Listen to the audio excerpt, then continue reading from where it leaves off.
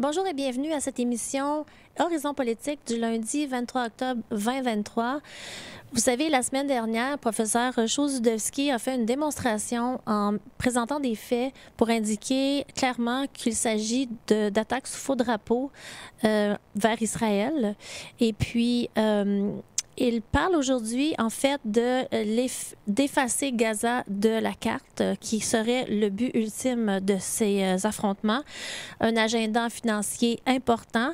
Et il nous parlera d'une de ses collaboratrices, précieuses collaboratrices du groupe mondialisation.ca, Madame Félicité Arbuthnot, qui a publié des articles sur mondialisation.ca et qui dit qu'il faut faire certaines distinctions importantes. Alors, bonjour, professeur.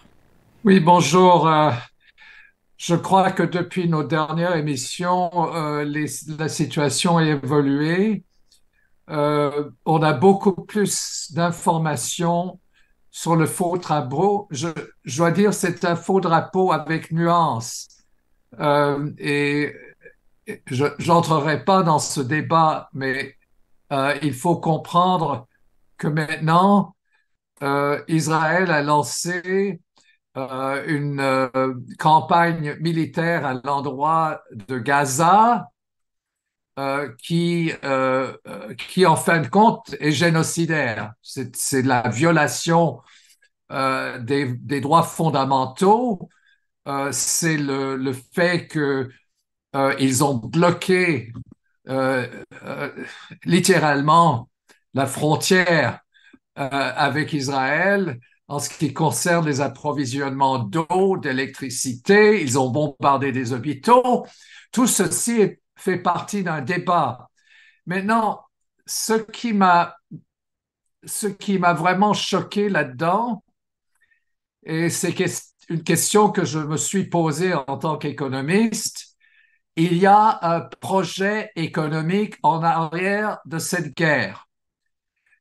Et c'est l'appropriation de la richesse. Toutes les guerres dans l'histoire depuis l'Antiquité ont une dimension économique. C'est d'approprier, c'est d'appauvrir la population de la Palestine et c'est d'approprier la richesse euh, des terres qui sont maintenant en train d'être envahies et des populations qui sont maintenant sujettes à appauvrissement, famine, etc. Maintenant, euh, quelle est la richesse de la bande de Gaza? Eh bien, en réalité, c'est un territoire qui a une richesse sans précédent, énorme. Pourquoi? Parce qu'ils sont propriétaires, en droit international, ils sont propriétaires euh, de, du gaz naturel maritime qui est à quelques kilomètres de leur frontière terrestre. En droit international, ça leur appartient. Et personne n'est en train de renier ce droit fondamental, mais effectivement, la richesse en gaz naturel qui, en fin de compte, s'étend depuis la frontière égyptienne jusqu'en Syrie, c'est vraiment une richesse absolument extraordinaire. Et en fin de compte, le but d'Israël, c'est non seulement d'approprier la richesse de la bande de Gaza, mais également celle du Liban et aussi celle de la Syrie. Donc, c'est sur une, c'est, si on veut, on peut regarder sur la carte, c'est impressionnant. Et voilà, on a des milliers de milliards de mètres cubes de gaz naturel. Et si cette richesse avait été mise en valeur par la Palestine, euh, évidemment, avec des contrats, avec des grandes sociétés, etc., etc., euh, la bande de Gaza ne serait pas ce qu'elle est aujourd'hui, avec une population appauvrie, etc. Ils auraient utilisé les revenus du gaz naturel pour construire des écoles, l'infrastructure et tout, qui maintenant est détruit littéralement par Israël. Alors, ce que j'ai pu noter, c'est que d'abord, il y a eu un débat là-dessus et dans un gouvernement antérieur, les, le gouvernement, c'était sous Ariel Sharon, mais ce qu'il voulait, c'était d'approprier cette richesse de gaz naturel. Mais en droit international, ils n'ont pas le droit de le faire. Et même la Cour suprême d'Israël ne leur a pas donné l'autorisation d'aller confisquer euh, cette richesse. Et maintenant, ce qui est en quelque sorte l'objectif qui n'est nullement mentionné, c'est que ce qu'ils veulent, c'est évidemment de rayer Gaza de la carte afin de confisquer toutes les réserves de gaz maritimes évaluées à des milliards et des milliards de dollars. Et on a deux composantes. On a les découvertes qui ont été réalisées en l'an 2000, environ en l'an 2000 par British Gas. British Gas a fait évidemment, ils ont découvert cette richesse de gaz naturel et Israël s'est empressé d'empêcher systématiquement le développement de l'industrie du gaz naturel, l'exploitation du gaz naturel, et ils ont évidemment essayé de contourner le gouvernement, aussi bien le gouvernement de l'autorité palestinienne, Mahmoud Abbas, que celle du Hamas qui est encore qui est un gouvernement. Au niveau civil, c'est un gouvernement. C'est pas nécessairement disons l'entité qui a mené l'opération à l'endroit d'Israël le 7 octobre dernier.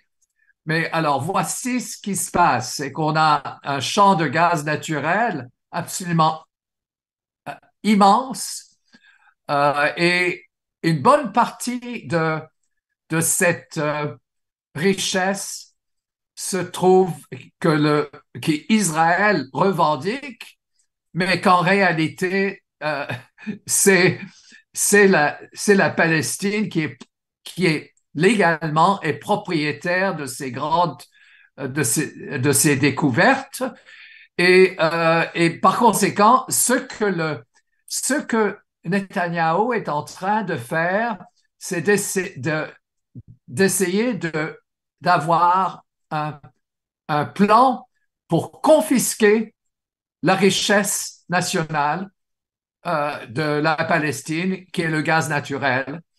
Et la bande de Gaza renferme énormément de richesses. Et voilà, comment est-ce ils sont en train de le faire? En ce moment, ils sont en train je devrais dire, en 2021-2022, il y a eu des discussions bilatérales secrètes entre l'Égypte et Israël. OK?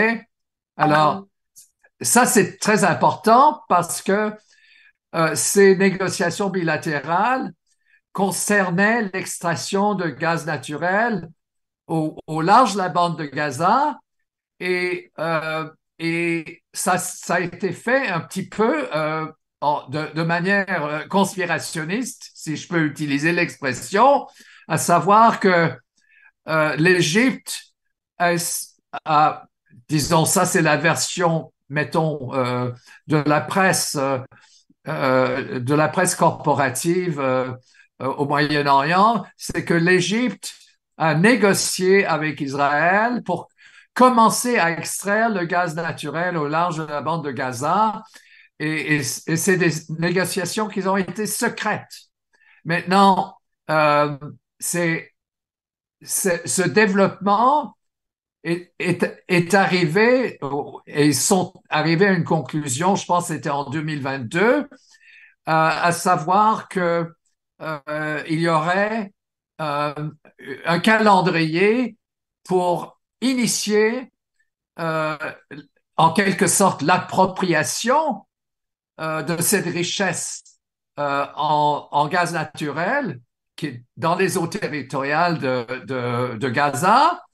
Et euh, évidemment, ce que Israël dit, c'est que Israël n'a pas voulu euh, euh, entrer dans la question d'extraire le gaz naturel parce qu'ils disent qu'il y avait des problèmes de sécurité. Mais quand ils disent des problèmes de sécurité, ça veut dire que les Palestiniens vont revendiquer ce qui leur appartient. Alors, ce qui est très important là-dedans, c'est que d'une façon, en ce moment, on vit en quelque sorte, il y a un génocide. Et en droit international, il y a des crimes contre l'humanité qui sont commis avec ces bombardements d'hôpitaux, de résidences et de civils. Et c'est très, très clair. C'est pas strictement. C'est l'infrastructure civile de Gaza qui est en train d'être détruite. Et, euh, et, euh, et la question, c'est que les Israéliens sont là en disant que c'était leur droit de tuer des civils. Et bien sûr, ils utilisent le prétexte que Hamas avait en quelque sorte envahi Israël.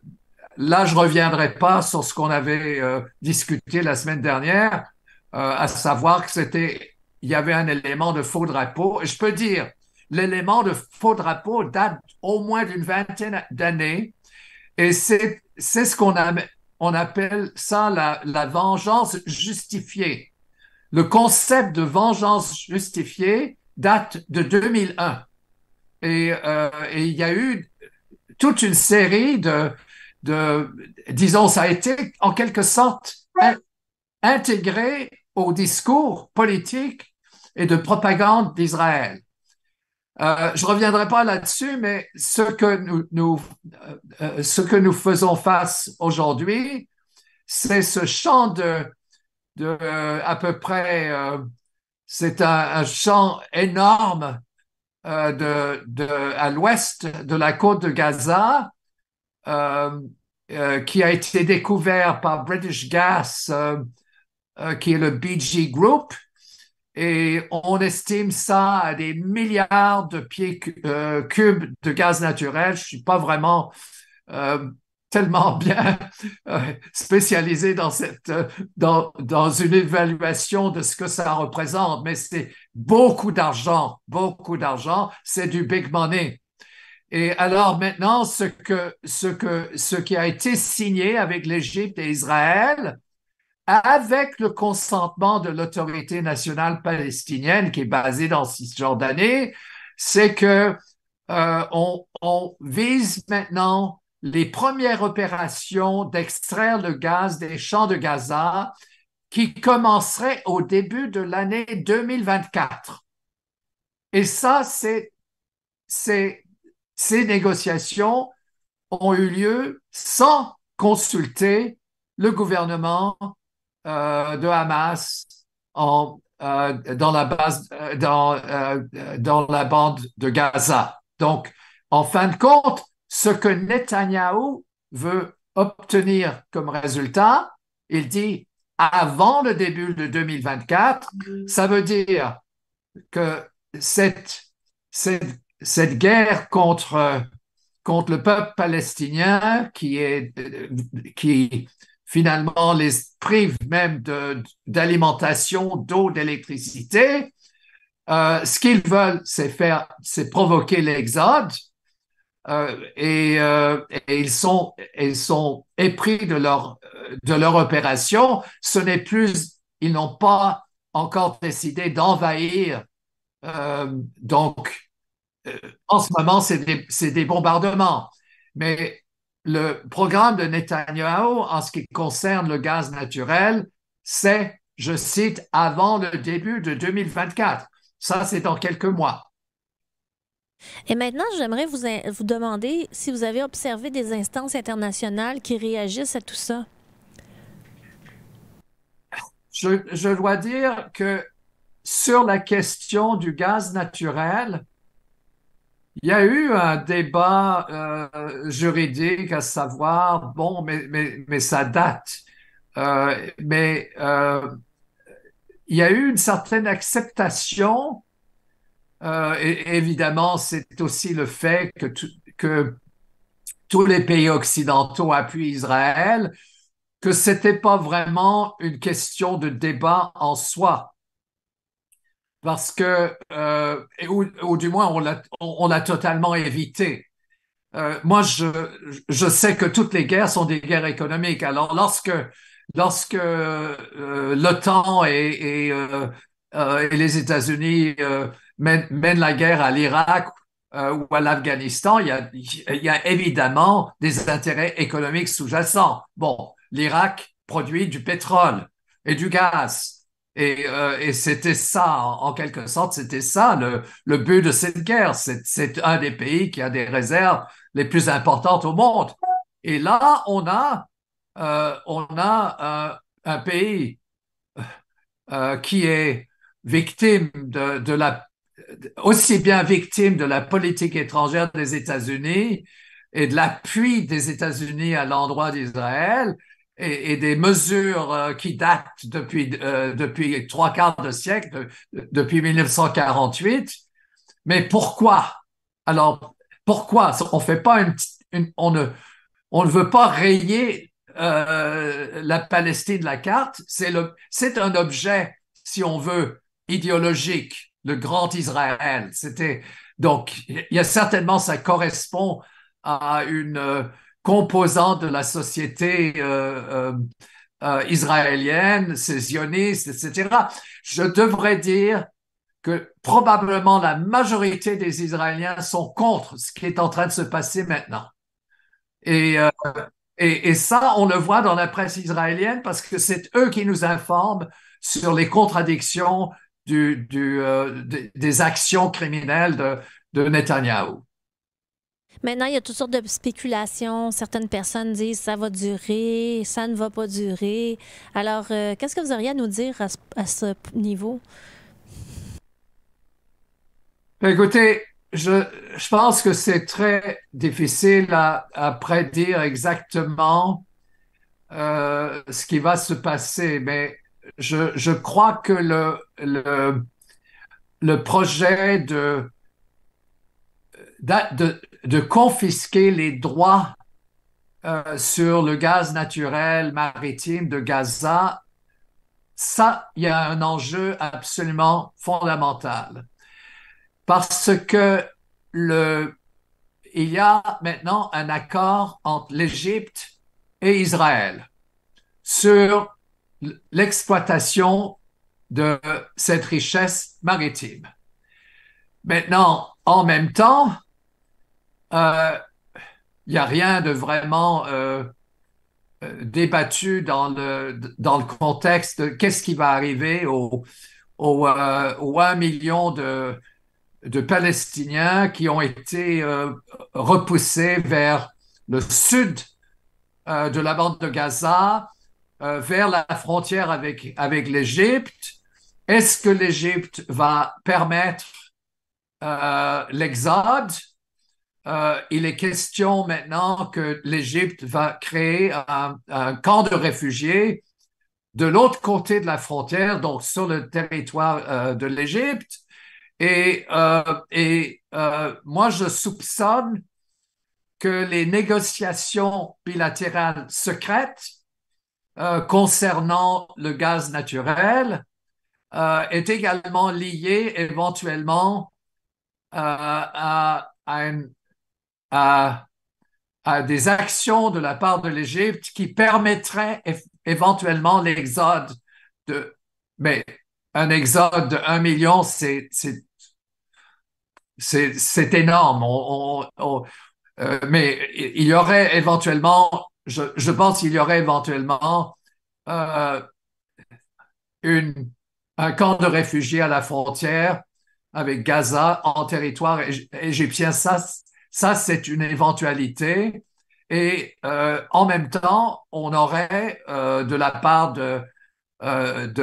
d'Israël une éventuellement des, un compromis avec l'Égypte en ce qui concerne l'exploitation de cette richesse maritime. Je devrais mentionner, il faut aussi regarder le contexte le contexte régional, parce que depuis le 7 octobre, et en fait immédiatement, il y a un déploiement énorme au niveau militaire des États-Unis et de l'OTAN. Okay? Alors, il y a 2 porte-avions qui sont dans les eaux territoriales d'Israël. C'est pas avec des porte-avions qu'on va nécessairement euh, confronter Hamas ou la résistance palestinienne, okay? Qui ont évidemment, la résistance palestinienne est en train de se battre contre la 4e puissance militaire au niveau mondial, c'est-à-dire que Israël est une puissance militaire d'envergure. Alors, l'asymétrie là-dedans, d'abord, la campagne de propagande médiatique est tellement mensongère, on va dire, ah, c'est les Palestiniens qui attaquent Israël. Mais les Palestiniens, qu'est-ce qu'ils ont? Ils ont des kalachnikovs, ils ont certaines capacités en termes militaires, mais Israël a des capacités énormes. Et cette asymétrie, et d'ailleurs, il l'exerce depuis quoi? Depuis plus d'un demi-siècle à l'endroit du peuple palestinien qui ont des droits fondamentaux. Euh, et là, on a un espèce de consensus qui nous est présenté, et c'est pour ça que la compréhension du faux drapeau est important, c'est qu'en fin de compte, en ce moment, ce qui se passe, c'est qu'on présente Israël comme étant la victime d'une attaque de la part des Palestiniens. Il y a eu un événement, c'était l'événement du 7 octobre, mais la principale opération militaire, qui est meurtrière et qui est criminelle, c'est les attaques disons, d'Israël à l'endroit de la bande de Gaza. Et comme je le mentionnais, il y a également un objectif qui n'est pas l'objet d'aucune discussion, c'est la prise en possession de ce qui appartient aux Palestiniens, c'est-à-dire on veut les éliminer, on veut que l'État palestinien soit déchu et on va prendre possession de ces réserves de gaz naturel. Et je devrais dire, il y a également des actions militaires récentes d'Israël à l'endroit de la Syrie et du Liban, qui, pour ma part, sont jamais intervenus dans le conflit avec la Palestine, dans le contexte actuel. Donc, c'est contre le Liban et c'est contre la Syrie, des bombardements d'Alep, des aéroports d'Alep et de Damas, ce qui veut dire, en fin de compte, c'est Israël qui est l'agresseur en ce qui concerne ces pays. Ça veut dire effectivement qu'on assiste à un projet de guerre qui de plus en plus devient régional.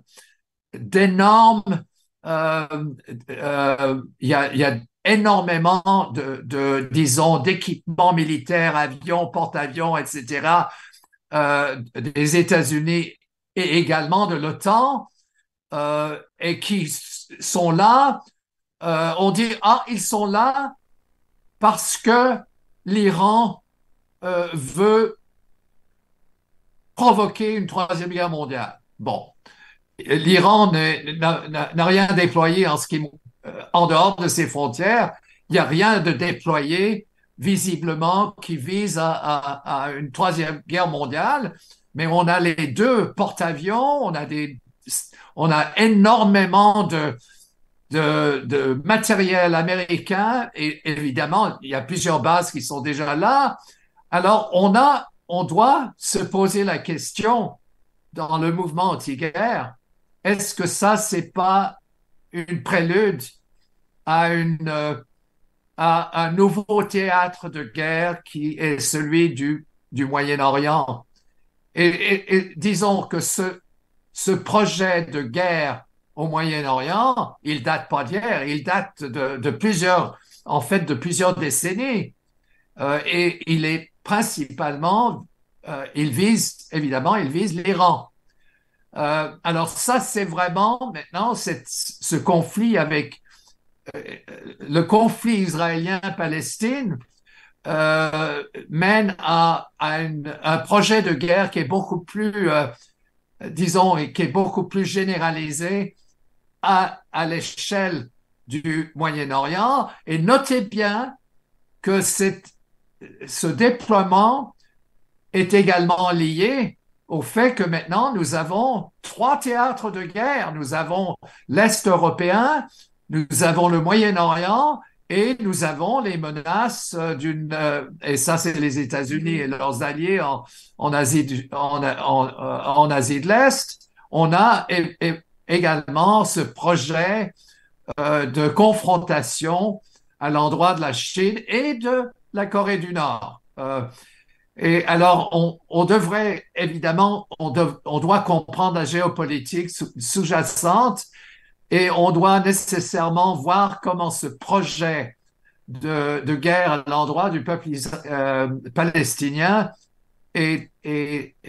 pourrait éventuellement mener à des justificatifs ou à des prétextes pour élargir cette guerre au Moyen-Orient dans son ensemble ou d'une partie du Moyen-Orient.